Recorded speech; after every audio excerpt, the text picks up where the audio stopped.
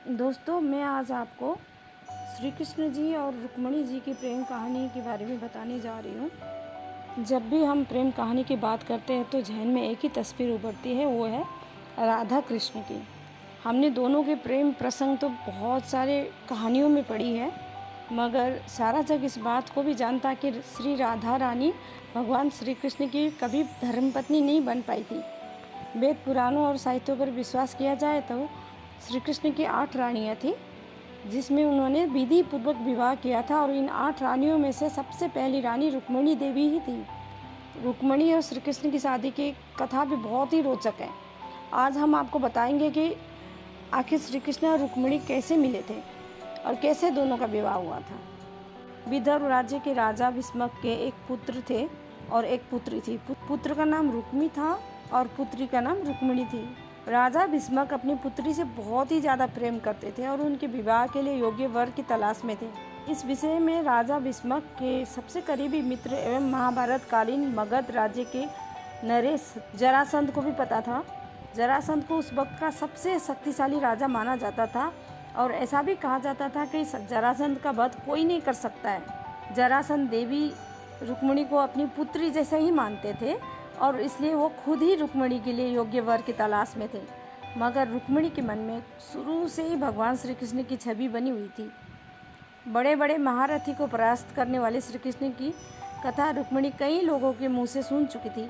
देवी रुक्मिणी ने श्री कृष्ण के विषय में सुनकर ही ये सब तय कर लिया था कि वो शादी उन्हीं से ही करेगी। मथुरा के राजा कंस को एक झटके में ढेर करने के बाद तो श्री कृष्ण की ख्याति और भी बढ़ गई थी।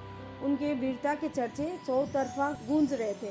मगर श्री कृष्ण ने कंस का वध करते हुए बहुत से राज्यों को अपना दुश्मन भी बना लिया था, जिसमें से एक था मगध का राजा जरासंध। दरअसल कंस जरासंध का दामाद था और इसलिए वो श्री कृष्ण से घृणा करता था।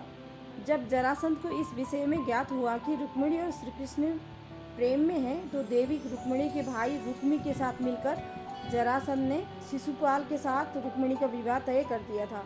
मगर विधि को तो कुछ और ही मंजूर था, इसलिए वो विवाह हो ही नहीं सका। रुक्मिणी ने अपने पिता को ये बात पहले ही बता दी थी कि वो विवाह केवल श्री कृष्ण से ही करेगी, क्योंकि मन ही मन में उन्हें अपना पति मान चुकी थी।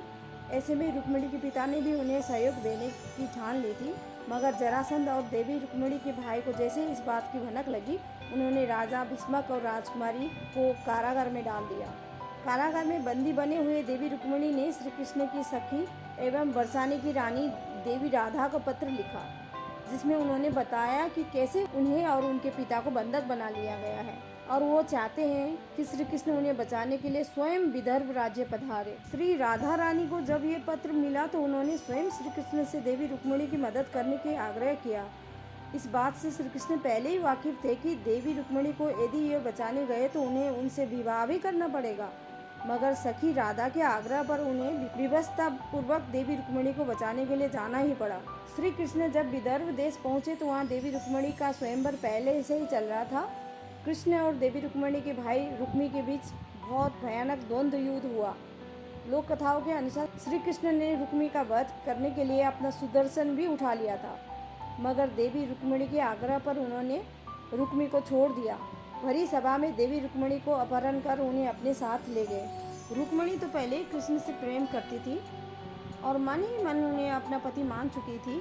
इस बात को श्री कृष्ण भली भांति समझते थे और इसलिए अपहरण के बाद जब श्री कृष्ण का रथ गुजरात राज्य के छोटे से गांव माधवपुर में पहुंचा तो वहां श्री कृष्ण ने देवी रुक्मिणी से विवाह कर लिया।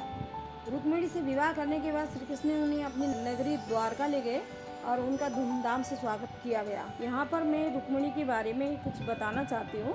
पद्म पुराण के मुताबिक देवी रुक्मिणी पूर्व जन्म में एक ब्राह्मणी थी। बचपन में ही उनका विवाह हो गया था और युवावस्था में वो विधवा हो गई थी। पति को खोने के बाद ब्राह्मणी भगवान विष्णु की पूजा में समय बिताने लगी। ब्राह्मणी की भक्ति से प्रसन्न होकर भगवान विष्णु ने उन्हें दर्शन दिए और वरदान मांगने को कहा। तब ब्राह्मणी ने अगले जन्म में भगवान विष्णु के अवतार श्री कृष्ण की पत्नी बनने की इच्छा जाहिर की। इस तरह रुक्मिणी के अवतार में ब्राह्मणी को श्री कृष्ण की पत्नी बनने का सौभाग्य प्राप्त हुआ। और हो सकता है कि अलग पुराणों में किसी अलग कथा का विवरण आपको मिल जाए। अगर आपको ये कहानी अच्छी लगे तो लाइक, शेयर और सब्सक्राइब जरूर करें। मिलते हैं अगली कहानी पे, तब तक के लिए बाय।